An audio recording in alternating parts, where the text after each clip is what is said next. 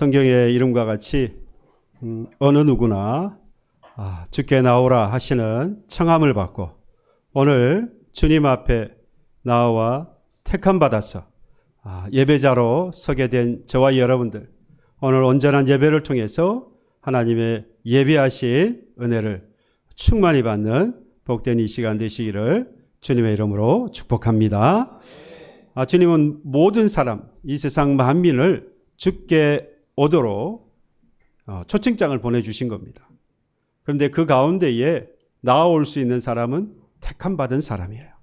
그러니까 저와 여러분들이 오늘 하나님 앞에 나와서 예배한다고 하는 것은 청함 받은 자뿐만 아니라 그 가운데에서 택함 받은 자라라고 하는 믿음 가지고 오늘도 기쁨으로 감사로 하나님 앞에 예배하는 저와 여러분들, 그리고 앞으로의 인생 역시 하나님 앞에 예배하는 자로 살아가는 귀한 은혜가 있기를 주님의 이름으로 축복합니다. 여러분들 로키 영화 보셨습니까? 예, 로키 5에 보면은 로키 발보아가 그의 아들 로버트 발보아에게 이런 이야기를 합니다. 제가 그 대사를 읽어드릴게요. 두려워한다는 것은 절대로 부끄러운 게 아니다. 오히려 우리 같은 파이터에게는 두려움이 최고의 동반자야. 두려움은 너를 날카롭게 하고 껴있게 해서 살아남게 만드는 원동력이 되거든. 하지만 문제는 두려움을 다루는 법을 배워야 한다는 거야.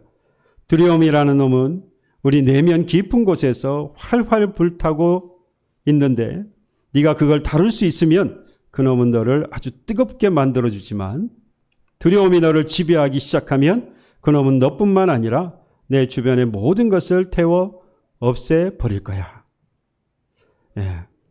아버지가 아들에게 두려움에 대해서 하는 그런 내용입니다. 사람이 두려워하는 것은 지극히 자연스러운 감정이라는 겁니다.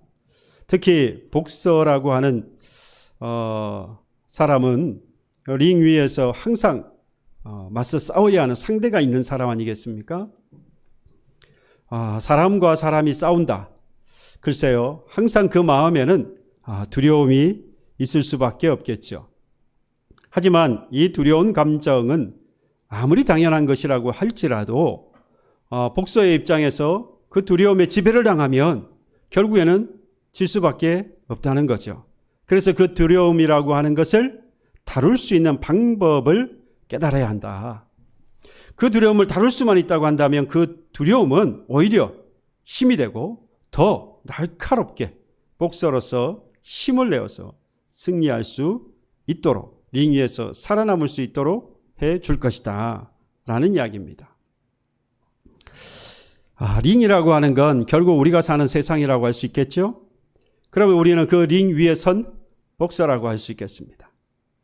오늘도 우리는 링 위에서 그 누군가와 끊임없이 경쟁하며 살아가고 있고, 아마 지난 한 주간도 그 링 위에 서서 살벌한 싸움을 경쟁하고 또 그 싸움을 싸우다가 오늘 이 시간 주님 앞으로 나온 줄로 압니다. 딱 두 가지 중에 하나예요. 링 위에서는 물론 무승부를 제외하고 쓰러지느냐 쓰러뜨리느냐, 둘 중에 하나거든요. 여러분들은 지난 한 주간 살면서 쓰러뜨리는 자였는지 아니면 쓰러지는 자였는지, 여러분 어느 쪽이었습니까? 심판이 여러분들의 손을 들어주었습니까? 아니면 눈이 퉁퉁 붓고 입술이 터지고 코피가 나서 한쪽 귀퉁이에 쓰러져 있었는지, 여러분들의 손이 들려졌습니까? 아니면 저 한쪽 귀퉁이에 쓰러져 계셨습니까? 기왕이면 심판에 손을 들어줘서 승리자, 위너 되었으면 좋겠습니다만은 그러지 못한 분명히 그런 교우도, 우리 사랑하는 교우 가운데에도 분명히 있었으리라 생각합니다. 그런데 중요한 것은요, 저에게 확신이 있습니다. 만약 졌다면 그 누군가 그 두려움과 맞서는 방법을 가르쳐 주었다면 이길 수 있지 않았을까? 그런데 그 방법을 몰랐든지 아니면 승패와 상관없이 제가 확신하는 것은 이 자리에 승리의 트로피를 들고 왔든 아니면 패해서 얼굴이 퉁퉁 붓고 입술이 터지고 코피가 나서 패자가 되어서 겨우겨우 나왔던 상관없이 하나님은요 지금 이 시간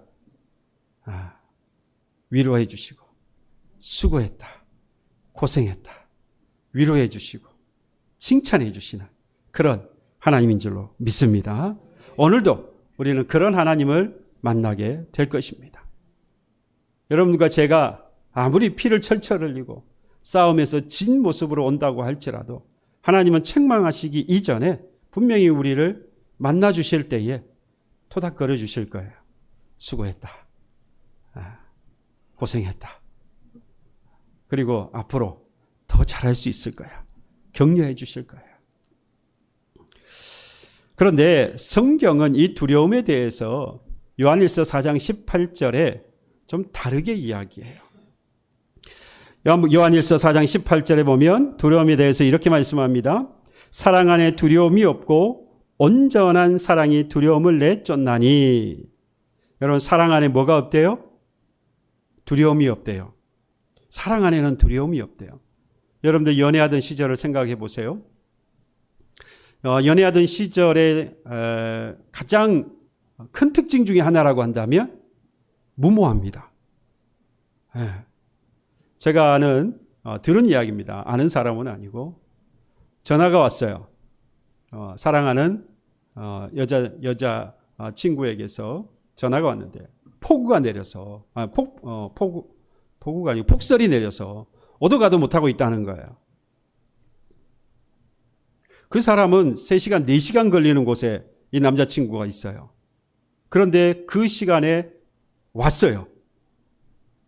뭘 할 수 있을지 모르지만 지금 두려워하고 있는 그 사랑하는 사람, 그 사람을 위해서 온 겁니다. 와서 할 수 있는 건 없어요. 그런데 오는 거예요. 정말 무모하지 않습니까? 사랑은 두려워하지 않습니다.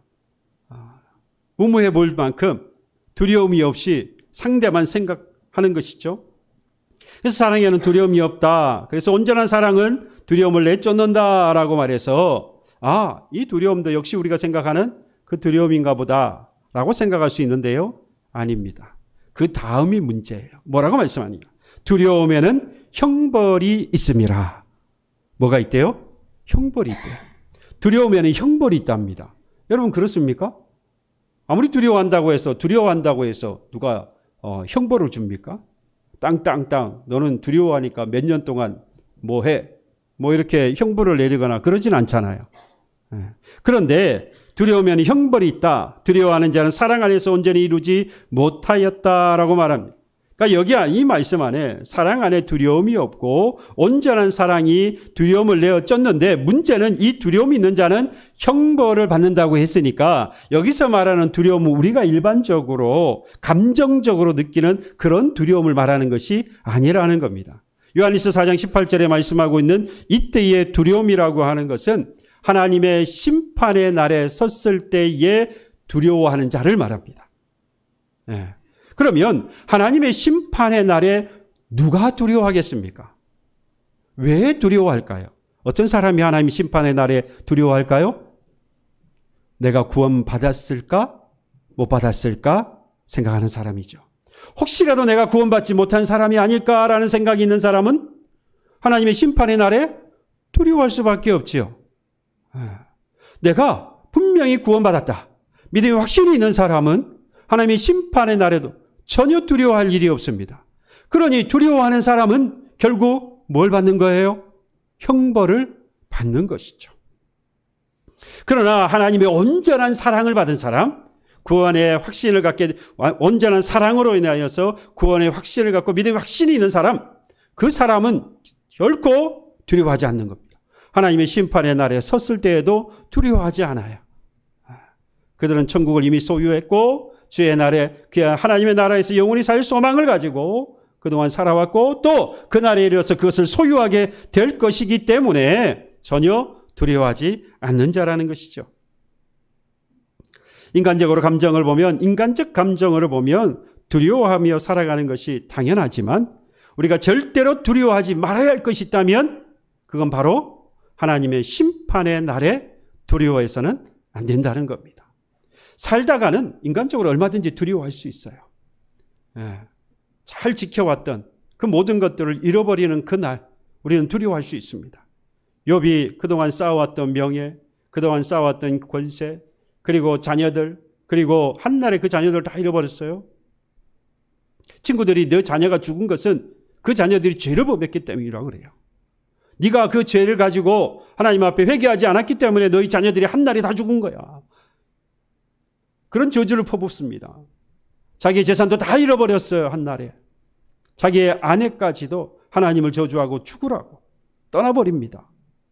자기의 몸은 악성 종기가 나서 그냥 긁어서는 안 되니까 기왓장 그걸 가지고 몸을 박박 긁는 그런 처지가 되었을 때에 왜 두렵지 않겠습니까? 그러나 그런 두려움은 얼마든지 인간적으로 가질 수 있어요. 하나 우리가 두려워하지 말 것은 하나님의 심판의 날에서는 분명히 두려워해서는 안 됩니다. 그래서 구원의 확신, 구원에 대한 확신, 믿음의 확신이 없이 두려워하는 자는요, 결국 이 리빙에서 패배하는 자가 아니라 죽은 자입니다. 구원의 확신이 없이 오늘을 살아가는 사람이라고 한다면 그 사람은 실패자가 아니에요. 그 사람은 쓰러진 자가 아닙니다. 그 사람은 이미 죽은 자라 이 말이에요. 패배자가 아니라 죽은 자입니다. 설령 링 위에서 싸우다가 얼굴이 퉁퉁 붓고 코피가 나고 입술이 터져도 더 이상 싸울 힘이 없어서 결국 쓰러진다고 할지라도 여러분 실패자 또는 패배자일지언정 링 위에서 믿음을 잃어버려서 죽은 자가 되지 않기를 주님의 이름으로 축복합니다. 지금 본문에서는요, 바로 이 링 위에서 거의 죽을 것 같은 그런 두려움을 느끼는 제자들이 보입니다. 오늘 26장에는요, 16장이 지나고 17장에 가면 이제 예수님께서 겟세마네 동산에서 기도하시고 그리고 그날에 잡히시고 그리고 이제 공회에 넘겨져서 심판을 받게 되어지는데요. 그래서 마지막 이제 붙잡히시기 이전에 마지막 제자들과 나누셨던 대화의 내용들이 바로 이 16장에 나옵니다. 그런데 이 16장에 예수님께서 제자들에게 하시는 말씀의 골자는 뭐냐? 내가 이제 너희들을 떠나서 아버지께로 돌아갈 때가 되었다. 그동안 이 제자들은 이 예수님을 주로 그리고 스승으로 섬기면서 그 주님과 함께 살아왔어요. 그런데 한날 갑자기 주님께서 말씀합니다. 이제 내가 너희들을 떠나가야 되겠다. 제자들은 분명히 당혹스러웠을 거예요. 여러분, 의지하면 의지할수록 함께 살면 오래 살면 살았을수록 그 사람이 떠난다? 그것 자체로 충분히 두려울 수 있습니다. 특별히 그가 나의 의지의 대상이었다고 한다면 더더군다나 두려워할 수밖에 없겠지요. 주님이 말씀하십니다. 내가 떠나는 것이 너희들에게 유익이라. 내가 떠나면 보혜사가 오실 것이고 보혜사가 너희의 장래의 일을 말하리라 라고 했습니다.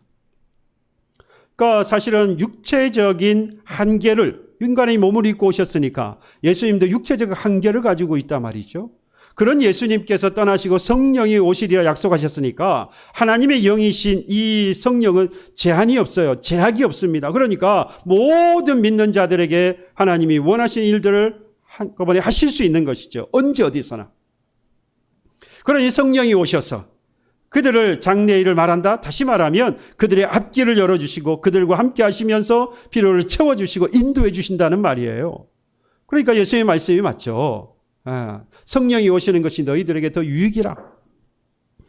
제자들은 그런데 문제는 그 예수님께서 하시는 그 말씀을 이해하지 못했습니다. 그러다 보니까 두려워했던 거예요. 그동안 함께 하셨던 그 스승이 떠난다. 그동안 함께 하셨던 주가 되시는 그 예수님께서 떠나신다고 하실 때에 두려울 수밖에 없었던 겁니다. 내가 그토록 의지했던 주께서 나를 떠나시겠다. 여러분들 내가 그 상대였다면 여러분들은 어떻겠습니까? 제가 그 예수님과 함께 그렇게 생활했는데 예수님께서 저에게 그런 말씀을 했다고 그런다면 저는 분명히 배신감도 들었을 거예요. 슬프기도 하고요. 괴롭기도 하고요. 그리고 마지막 두렵기도 했을 거예요. 그 주님이 나를 떠난다고 하시니까. 그러나 주님은 아셨습니다.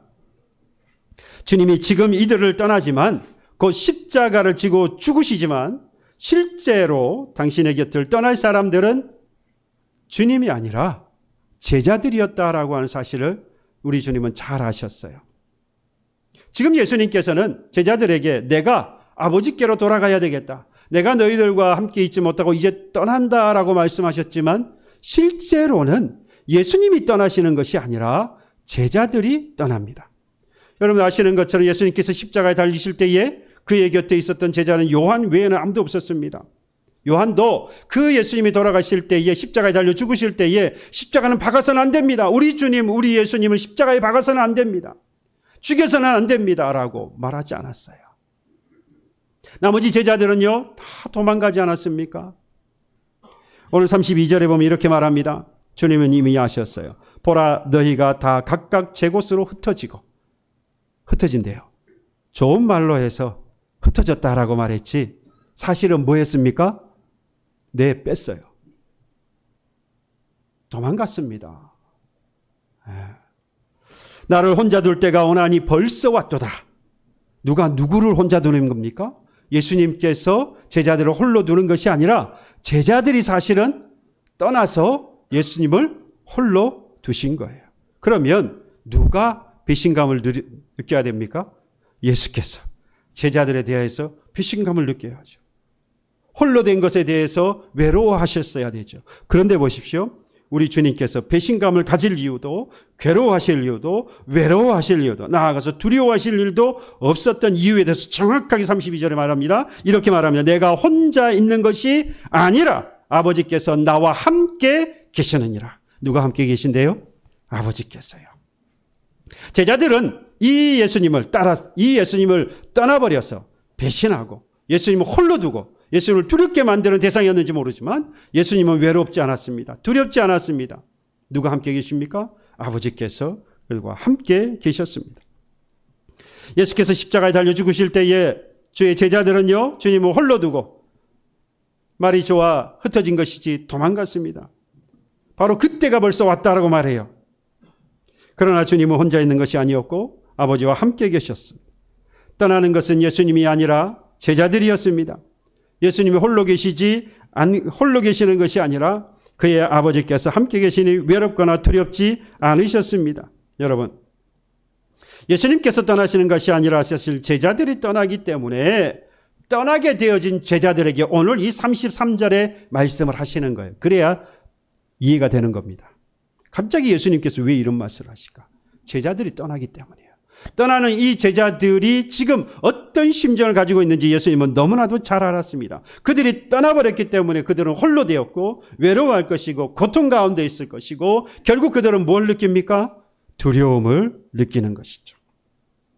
예수님을 떠나면 두려워할 수밖에 없어요. 그래서 주님께서 두려워하지 말라라고 말씀합니다.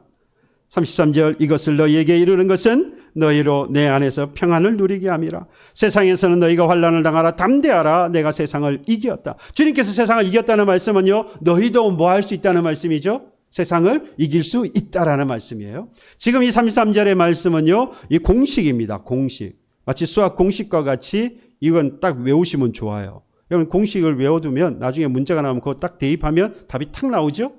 근데 요즘은 그렇게 하면 수학 점수가 잘 안 나온대요. 수능 같은 경우는 이제는 이해해야지 외워서 되는 게 아니래요. 아무튼 그래도 이 33절은 그냥 외워두세요. 뭐라고 외워두냐? 처음에 평안하라 그랬죠. 평안을 누리게 하리라. 여러분 평안한 사람은요, 그 다음 뭐가 찾아오느냐? 담대해집니다. 담대한 사람은 뭐 할 수 있습니까? 나와 싸울 수 있어요? 담대한 마음 때문에 싸우면 승리하는 거예요. 이기는 거예요.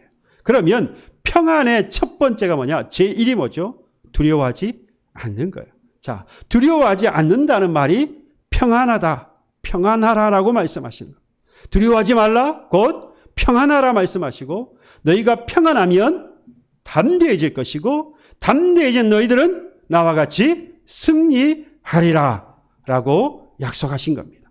이건 뭐와 같아요? 수학 공식과 같은 겁니다. 두려워하지 않는 자는 곧 평안한 자이고 평안한 자는 담대해질 것이고 담대해진 자는 링 위에 올라가서 승리할 거예요.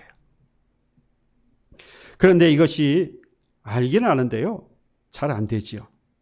그 이유가 결정적으로 우리가 두 세상에서 살기 때문입니다. 두 세상에서. 하나는 주 안에서 사는가. 동시에 우리는 어디서 살아갑니까? 세상에서 살아가지요. 그리스도인으로서 주 안에 살아갑니다. 믿음을 가지고 하나님이 주신 믿음을 가지고 주 안에서 살아갑니다.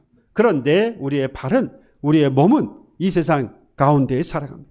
이 세상을 우리는 악한 세상이라고 표현합니다. 영적으로. 육적으로 무조건 악하다라고만 평가하는 건 아니에요. 하나 영적으로 보면 이 육은 반대하여서 악한 것으로 표현합니다. 그래서 이 세상을 악하다라고 말하는데 우리는 그 악한 세상에서 함께 살아가고 있습니다. 주 안에 살아갈 때 마치 이 포도나무 가지가 포도에 붙어서 영양분을 섭취하고 살아가는 것처럼 그리스도인은 주 안에 살아갈 때 그리스도 안에서 뭘 받습니까? 생명을 얻었어요. 그 생명을 얻고 오늘 살아갈 힘을 얻고 살아가는 것이죠. 우리는 이걸 보고 신앙생활이라고 말합니다. 그런데 또 한편의 신앙생활이 있어요. 바로 이 악한 세상에서 살아가는 우리들이라는 겁니다. 이 두 가지 때문에 서로 뭐 하는 거죠? 갈등하는 거예요. 이 두 가지 때문에. 육체를 따라 살아가자니 그렇게 살면 안 된다라고 우리 주 안에 살아가는 영혼이 그런 말을 하는 거죠. 근데 주 안에 살아야지라고 말하면 이 세상에 속해 있는 육이 그럽니다. 야, 그렇게 살면 세상에서 살아갈 수가 없다. 이게 자꾸만 부딪히는 거죠. 그 갈등을 할 수밖에 없는 겁니다. 사도 바울도 이에 대해서 고백합니다. 그의 갈등하고 있었던 그의 마음을 정확하게 고백했어요. 로마서 7장 21절에 보니 그러므로 내가 한 법을 깨달았노니 이 법이 뭐냐면요. 선을 행하기를 원하는 내 안에 악이 함께 있는 그것을 그가 깨달았어요. 그래서 내 속사람으로 하나님을 즐거워하는 겁니다. 그런데 내 지체 속에 또 한 다른 법이 자꾸만 나를 끄집어내는 겁니다. 내 지체 속에 있는 죄의 법 아래로. 내가 분명히 하나님의 법으로 해서 즐거워 기뻐하는데 또 다른 법이 자꾸만 나를 어디로요? 사망 안으로. 그래서 죄의 법이 나를 사로잡아서 사망 안으로 끌고 가는 거예요. 스스로 뭐라고 고백하느냐? 나는 공고한 사람이다. 사망의 몸에서 누가 나를 건져내랴. 공고하다는 말은요, 괴롭다는 뜻입니다. 괴롭다. 나는 괴롭다. 나는 괴로운 사람이다. 나는 하나님의 법을 깨달아서 이를 행하는 것이 얼마나 기쁜 것인지 너무나도 잘 아는데 자꾸만 나를 죄의 법 아래로 끌고 들어가니까 너무나도 나는 괴롭다. 근데 여러분, 바울이 이 정도면 우리는 어떨까요? 뭐 바울을 제가 뭐 너무 대단한 사람으로 뭐 말하고 싶은 건 아닌데요. 우리가 이 성경을 통해서 보았을 때에 그야말로 예수님 다음으로 신약에서 야, 이 정도 신앙이라면 정말 우리가 본받고 싶은, 그렇죠? 그의 서신이 성경으로 인정될 만큼 그가 전했던 복음을 통하여서 세워진 교회들을 보고 성도들을 볼 때에 우리도 바울 같았으면 좋겠다. 나도 바울 정도만 되었으면 좋겠다. 그러나 우리는 그러지 못해요. 그런데 그 바울이 로마서 7장에 이런 고백을 했다고 한다면 여러분, 우리는 어떻습니까? 뭐 말할 것도 없지 않을까요? 이 하나님 법을 몰랐다고 한다면 차라리 이렇게 살다가 끝나면 끝이라고 생각할 수 있어요. 그런데 이미 하나님 법을 알았습니다. 그 법을 따라 살아갈 때 얼마나 기쁘고 즐거운지 우리는 맛보았어요. 그런데 자꾸만 죄의 법 안에 끌려가니까 갈등이 생기고요. 이 갈등이 우리를 괴롭게 하는 겁니다. 이런 고민을 깊게 하다 보니까 이렇게 갈등하며 살린 차라리 하나님이 빨리 나를 좀 불러가셨으면 좋겠다. 진심인지는 모르겠어요. 진심에서 나오는 말인지는 모르겠어요. 아닐 거라는 생각이 들어요. 그러나 그 전까지는요, 분명히 우리는 이 두 차원에서 벗어나서 살 수 없습니다. 그래서 주님께서 제자들에게요, 오늘 이렇게 말씀하신 겁니다. 이 세상의 법 아래 살아갈 수밖에 없는 나의 이 사랑하는 제자들아, 내 안에서 뭐하라? 평안하라. 두려워하지 말고 평안하라. 주 안에서, 그리스도 안에서, 내 안에서 평안하라고 말합니다. 히브리어로 평안은 샬롬이지요. 그 인사할 때마다 샬롬을 이야기하는, 샬롬이라고 인사하는 이유가 거기 있어요. 두려워하지 말고 평안하라. 왜요? 우리는 두 세계에서 사니까. 그래서 갈등하면서 우리는 끊임없이 괴로워하고 두려워하면서 살아갈 수밖에 없으니까. 그때에 주님께서 평안하라 말씀한 것처럼 우리도 서로에게 뭐하라? 평안하십시오. 인사해 볼까요? 평안하십시오. 샬롬. 예. 항상 여러분들 만나면 그런 마음으로 힘드셨지요. 어려우셨지요. 두려움 가운데 있었지요. 하나, 주님께서 뭐라고 말씀하셔요? 샬롬, 평안하라 하신 것처럼 평안하십시오라고 인사할 수 있어야 하겠습니다. 그런데 이 평안에는요, 여러분 두 가지가 있습니다. 요한복음 14장 27절에 보니까 두 가지 평안을 주님께서 말씀합니다. 평안을 너희에게 끼치노니 곧 나의 평안을 너희에게 주노라. 주님께서 주시는 평안이 있어요. 그리고 말합니다. 내가 너희에게 주는 것은 세상이 주는 것과 같지 아니하다라고 했어요. 그러면 세상도 뭘 준다는 이야기죠? 평안을 준다는 거죠. 주님도 평안을 주시고 세상도 평안을 준다는 거예요. 그러니까 어디서든지 우리는 평안을 얻을 수 있습니다. 그리고 주께서 말씀합니다. 너희는 마음에 근심하지도 말고 두려워하지 말라. 주님께서 뭘 주시니까? 평안을 주시니까.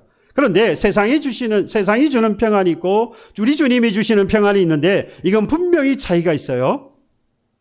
세상이 주는 평안은요, 환경이나 조건이 바뀌면 그 평안도 바뀝니다. 특히나 환경과 조건이 좋았을 때 얻었던 평안은 그것이 사라지거나 나빠지면 그 평안도 깨어지기 쉽고 또 깨어집니다. 사라집니다.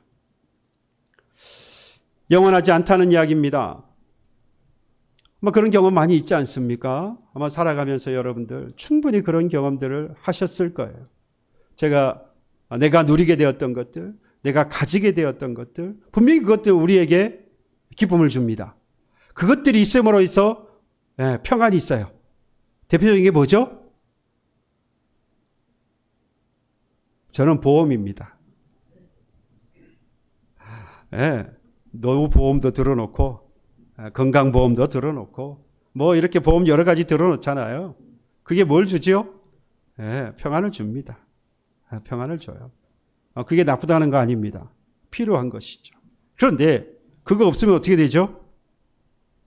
돈이 필요해서 다 깼어요. 문제는 그게 없으면 불안한 거예요.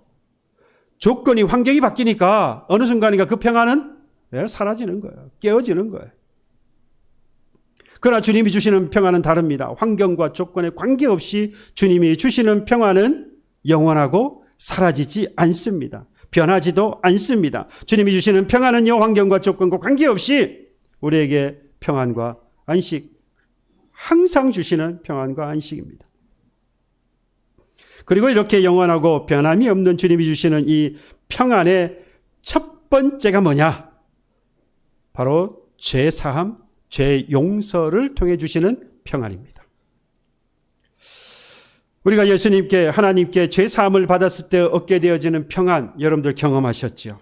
그래서 우리가 이런 찬송을 합니다. 내 영혼이 은총 입어 중한 죄짐 벗고 보니 슬픔 많은 이 세상도 뭐로 바뀌어요? 천국으로 와도다. 여러분, 천국 평안입니다. 그 평안은 어디서부터 왔습니까? 중한 죄짐 벗고 보니까, 죄 용서를 받으니까, 죄 사함을 얻었더니 뭘 얻어요?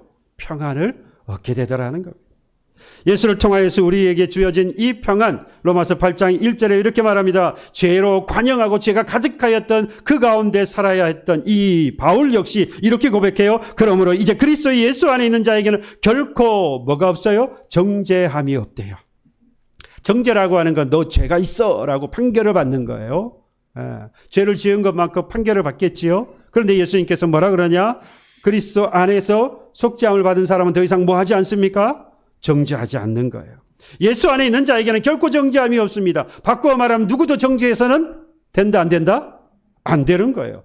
예수님께서 이미 정죄하시지 않으시는데 그리스도 안에 있는 자에게는 정죄함이 없다고 말씀하시는데 자꾸만 우리가 우리 사이에서 정죄합니다. 비난하고 비판합니다. 죄가 있다라고. 비난과 비판은요, 결국 뭐 한다는 거죠? 죄를 들춘다는 이야기예요. 네가 죄가 있다는 이야기를 자꾸 하는 거예요. 주님은 죄가 없다라고 말씀하시는데. 이건 심각한 문제가 아닐 수 없습니다. 우리는 결코 서로를 판단하거나 또는 비난하거나 또는 비판해서는 안 됩니다. 정죄해서는 안 됩니다. 예수 안에서 용서받았는데 누가 누구를 정죄할 수 있습니까? 누구도 그럴 수 없어요. 요한복음 8장에 그 사실이 있습니다. 서기관과 바리새인들이 예수님을 시험하기 위해서요, 현장에서 가늠하다 잡힌 여자를 데리고 왔습니다. 그리고 예수님에게 묻습니다. 모세의 율법에 보면 이러한 여자들은 돌로 쳐 죽이라고, 돌로 치라고 했는데 당신의 생각은 어떻습니까? 물었습니다. 이런 질문을 한 이유가 있죠. 예수님께서 뭘 이야기하십니까? 용서를 이야기하시고요, 사랑을 이야기하십니다. 그런데 율법대로 따라가면 이 여인을 돌로 쳐야 합니다. 이 둘이 뭐가 되죠? 네, 대립이 되는 겁니다. 이걸 잘 알았던 서기관과 바리새인들이 예수님에게 이것을 질문을 해낸 겁니다. 딜레마에 빠뜨린 거예요. 이때 예수님께서 이 사람들에게 하신 말씀이 있어요. 죄 없는 자들로부터 이 여인에게 돌로 치라고 말씀합니다. 그랬더니 나이 많은 사람부터 젊은이로 하여 다 이 자리를 떠나갔다라고 했어요. 누구부터 떠나가죠? 나이 많은 사람부터 떠나가는 거예요. 양심의 가책을 느꼈어요. 왜 나이 많은 사람부터 떠나요? 잘 아는 거예요. 내가 오래 살면서 오랫동안 내가 정말 잘못한 것들이 많구나. 여러분 왜 떠났을까요?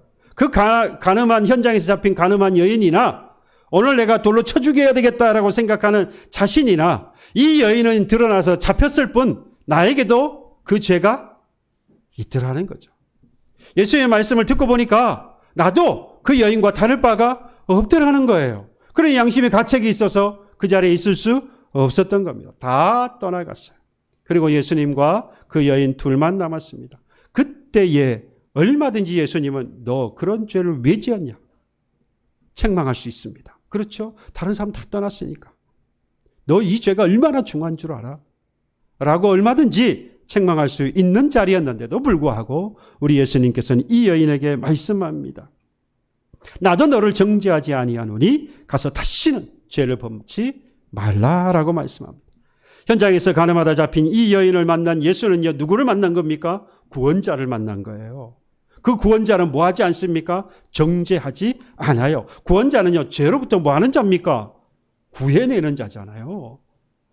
정죄하는 자가 아닙니다.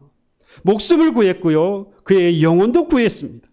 예수께서 그 여인의 목숨도 영혼도 구해주신 겁니다. 우리는 현장에서 가늠하다 잡힌 그 여인과 같은 죄인이었는데요, 오늘 그 주님께서 우리에게 뭐라고 말씀하십니까? 나도 너를 정죄하지 아니한다라고 말씀합니다. 그러니 다시는 가서 죄를 범하지 말라라고 말씀하세요.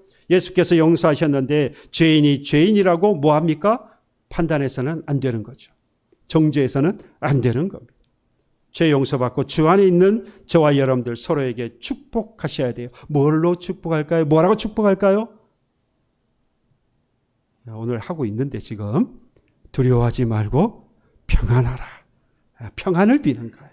정죄하지 않는 겁니다. 주께서 죄 용서하셨으니 이제 당신과 나는 평안할 것입니다. 또 주님이 주시는 이 평안, 이 바로 주신 주님께서 이 평안을 주시는데요, 죄 사함, 죄 용서함을 받아서 누리게 되어진 이 평안의 또 가장 큰 특징이 있습니다. 그러니까 평안의 이런 죄 용서함이고요, 죄 용서를 받게 되어지면 찾아오는 게 있어요. 그래서 평안을 통해서 찾아오는 게 있다는 이야기입니다. 뭐가 올까요? 안식이 옵니다. 쉼이 있습니다. 시편 23편에 말씀합니다.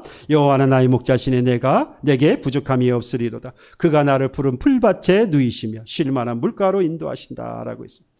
푸른 풀밭으로 쉴만한 물가로 인도하신대요. 누가요? 주님이요. 여러분 이 모습을 그려보세요. 어떤 그림이 들습니까? 정말로 평화로운 그림 아니겠어요? 그런데 여러분 여기서 제가 한 가지 이야기 드릴게요. 유대 광야에서의 유대 지역 또는 유대 광야에서의 지금 말하는 다윗이 고백하고 있는 이 푸른 풀밭은요, 우리가 생각하는 대관령의 푸른 풀밭이 아니에요. 우리가 생각하는 푸른 풀밭, 그러니까 저 푸른 사시사철 푸르른 그런 풀밭을 여러분들 생각하시는데요, 유대 광야의 풀밭은 그런 게 아닙니다. 대부분은 뭐로 되어 있어요? 황무지로 되어 있어요. 그런데 건기와 우기 때가 되어서 비가 오잖아요. 또는 이른 비, 늦은 비가 있죠. 이른 비와 늦은 비. 여러분 이때에 뭐가 있느냐? 푸른 풀밭이 생기는 거예요. 그리고 나머지는 또 뭐가 되죠? 황무지가 되는 거예요. 그러니까 어떤 때 가보면 황무지고요. 어떤 때 가보면 푸른 풀밭인 거예요. 여러분 사시사철 푸른 풀밭하고 광야이고 황무지였는데 이때 푸른 풀밭이 탁 생긴 거예요. 여러분 언제가 더 감격스럽죠? 언제가 더 좋아요? 어느 것이 더 좋습니까? 예? 막 그냥 황무지였다가 갑자기 탁 펼쳐진 푸른 풀밭? 저는 아닙니다. 사시사철 푸른 게 좋아요.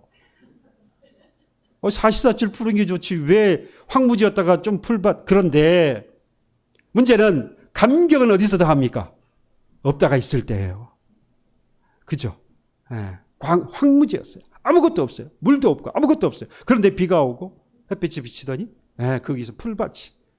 그랬을 때의 감격은 훨씬 더 사시사철 푸른 풀밭일 때보다 훨씬 더 감격. 지금 다윗은 그 고백을 하고 있는 거예요. 황무지였는데 고통이었고 환란이었는데 이제 그 모든 고통과 환란이 사라지고 이 푸른 풀밭이 이렇게 펼쳐진 겁니다. 쉴만한 물가가 생긴 거예요. 거기서 누리는 안식, 그 쉼은요, 사시사철 푸른 풀밭에서 쉬는 쉼보다 훨씬 더 감격적이에요. 훨씬 더 놀라워요. 훨씬 더 기쁩니다.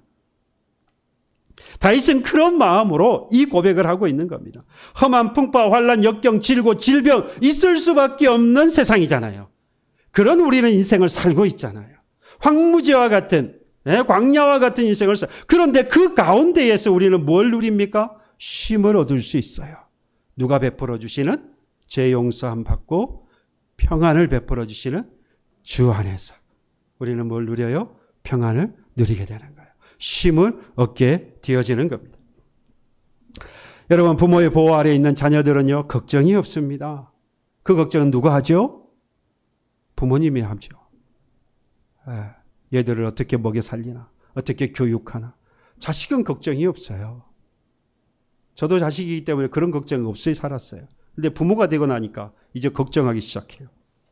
저것들을 어떻게 키우나, 어떻게 교육하나, 잘 살 수 있을까? 인간 빼자 이거는. 제대로 살 수 있을까? 고민이에요. 걱정합니다. 그런데 쟤들은 걱정 안 해요. 여러분 부모가 다 책임지기 때문이죠. 그래서 다윗이 이 고백을 한 겁니다. 내가 사망의 음침한 골짜기를 다닐지라도 해를 두려워하지 않을 것은 주께서 나와 함께 하심이라. 주의 지팡이와 막대기가 나를 안위하시나이다. 살아가는 길은 어쩔 수 없이 음침한 골짜기예요. 사망의 골짜기입니다. 두려워할 수밖에 없다는 거죠. 다윗도 마찬가지입니다. 성군이고 대단한 용사로 보이지만 그도 역시 뭘 살 수밖에 없어요. 사망한 음침한 골짜기를 다닐 수밖에 없어요. 환난과 질고를 당하고요. 풍파를 만날 수밖에 없는 인생이더라 이 말입니다. 그런데 누가 함께 하세요? 주께서 나와 함께 하시리라. 그 주님께서 지팡이와 막대기가 되어주셔서 갈 길을 지시해 주시고 제시해 주시고 악한 것들을 다가오지 못하도록 이 막대기로 그냥 쳐내시는 거지. 어떤 경우에도 아무리 위험한 곳을 지나가도 우리의 영혼이 주 안에만 있으면 안전한 겁니다. 두려울 것이 없는 거예요. 주님이 나와 함께 하시기 때문인 줄로 믿습니다. 한 예술고등학교에서 미술반 학생들이 이제 졸업 시험으로 졸업 작품을 내게 되었습니다. 주제가 평안이었어요. 두 작품이 이제 결선에 올랐습니다. 하나는 대상이 되고 하나는 최우수상이 돼요. 심사하는 선생님들이 이 두 그림을 가지고 평가를 했습니다. 한 그림은 말 그대로 푸른 풀밭입니다. 그리고 맑은 시내가 흐릅니다. 그리고 그 풀밭에는 따스한 햇빛이 비치고 그 풀밭에는 양과 소가 풀을 뜯고 있습니다. 그리고 그 호수 같은 곳에서는 오리나 뭐 이런 들이 떠다니고 있는 거죠. 아주 그냥 봐도 어떤 느낌이 듭니까? 평화롭다. 너무 평안한 그 어떤 두려움도 그 어떤 괴로움도 고통도 느낄 수 없는 그냥 딱 보면 이야 평화롭구나. 정말 안심이 되고 평안한 그런 그림이었습니다. 그런데 상대적으로 다른 한 그림은 딱 보면 불안했어요. 왜냐? 일단 폭풍이 부는 날씨에 절벽 아래 깎아진 절벽 밑에서는 바람이 불어서 이 파도가 치고 있는 그런 그림이었습니다. 그런데 그 절벽 가운데에 갈매기가 둥지를 틀었고 그 둥지를 튼 그 안에 이 어미 갈매기와 그리고 새끼 갈매기가 있는 거예요. 그런데 그 새끼 갈매기들이 자고 있습니다. 바람이 불고 천둥이 치는 그런 상황 가운데에서 절벽 아래 그리고 밑에서 바람과 그리고 파도가 쳐서 언제라도 그 새 둥지가 날아갈 것 같은데 그 안에 어미 품에 안겨 있는 그 새끼들은 자고 있더라 이 말이에요. 어느 작품이 대상이 되었을까요? 푸른 풀밭이 대상이 되면 이야기가 안 돼. 딱 볼 때에는 누가 봐도 이게 불안하구나. 아니 이런 데서 어떻게 살지? 이게 어떻게 평안이지? 라고 했는데 뭐가 보이죠? 새 둥지 아래. 그 환경은 정말로 열악한 환경이고 금방이라도 죽을 것 같은 죽음이 있는 곳인데 그 안에서 평안을 누리고 있는 것을 보니까 훨씬 더 뭐하게 느껴지죠? 평안하게 느껴지는 겁니다. 여러분 우리가 푸른 풀밭에서 매일 살면 푸른 풀밭이 좋은지 몰라요. 환난과 질고가 있고 질병이 있고 여러 가지 아픔과 슬픔이 있다 보니까 그 가운데에 찾아오는 안식 쉼이라고 하는 것이 너무나도 귀한 거죠. 우리 주님은 뭘 주십니까? 바로 그 쉼, 그 안식을 우리에게 주시는 분이십니다. 저는 이 그림을 이렇게 해석합니다. 큰 바위 속에 집을 짓고 있는데요. 그 큰 바위가 뭐냐? 바로 만세 반석 되시는 우리 주 예수 그리스도라고 믿습니다. 저와 여러분들, 그러면 우리는 지금 그 예수 그리스도 안에 뭘 틀었죠? 둥지를 틀었어요. 여러분들은 그 둥지 튼 안에 어미 갈매기입니까? 새끼 갈매기입니까? 어미 갈매기인 줄로 믿습니다. 저와 여러분들은요, 어미 갈매기예요. 제가 왜 어미 갈매기라고 말하느냐? 우리는 끊임없이 두려워하며 삽니다. 내 안에 있는 이 평안과 지금 누리고 있는 이것들이 언제 다 사라질지 모르기 때문에 우리는 살아가면서 어쩔 수 없이 두려워하면서 살아갈 수밖에 없어요. 오늘 내가 잘 산다고 해서 내일 잘 살아가는 법이 없고 오늘 내가 건강하다고 해서 내일 건강하다는 법이 없어요. 오늘 내가 평안하다고 해서 내일 내가 평안하다고 누구도 장담할 수 없습니다. 새끼 이 갈매기가 혹시라도 놀랄까 봐 두려운 내색도 못하고요.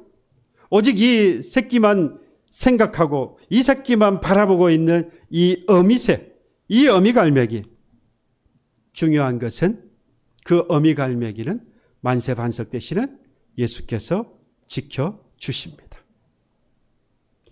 안식을 주시고요. 영원한 쉼을 통해서 평안을 주시는 반석 되신 예수께서 여러분과 함께 계시는 줄 믿으시길 바랍니다. 여러분 인생 사고라고 그랬어요. 인생에는 4가지 고통이 있대요. 그걸 우리는 생로병사라고 말합니다. 생로병사. 세상에 태어나는 것도 고통이라는 거고 나이가 들어서 늙어가는 것도 괴로움이고 병이 들어서 괴롭고 그리고 마지막 죽음 역시 고통이 따른다는 거죠. 이것은 육신을 가지고 살아가는 사람인 인상 우리는 피할 길이 없습니다. 우리는 이 고통을 누구나가 다 겪습니다. 하지만 피할 바위가 되시는 예수님이 우리에게 분명히 계십니다. 그 예수님께서 우리에게 찾아오셔서 오늘 말씀하십니다. 환난과 질고 가운데에 질병 가운데에 아무것도 할 수 없다고 하나님 앞에 고통이라고 나는 지금 고통 가운데 있어서 괴롭다라고 말씀하시는 고백하는 우리에게 주님께서 찾아오셔서 두려워하지 말라라고 말씀합니다. 평안하라고 말씀하십니다. 내 안에 있으면 너희가 내가 주는 쉼을 얻고 평안할 것이라고 약속하셨습니다. 주 안에 있으므로 두려워하지 아니하고 평안 누리시고 나아가서 담대함 가지고 세상 가운데 승리하게 되어지는 저와 여러분들의 삶 되기를 주님의 이름으로 축복합니다. 찬양합시다. 찬송가 410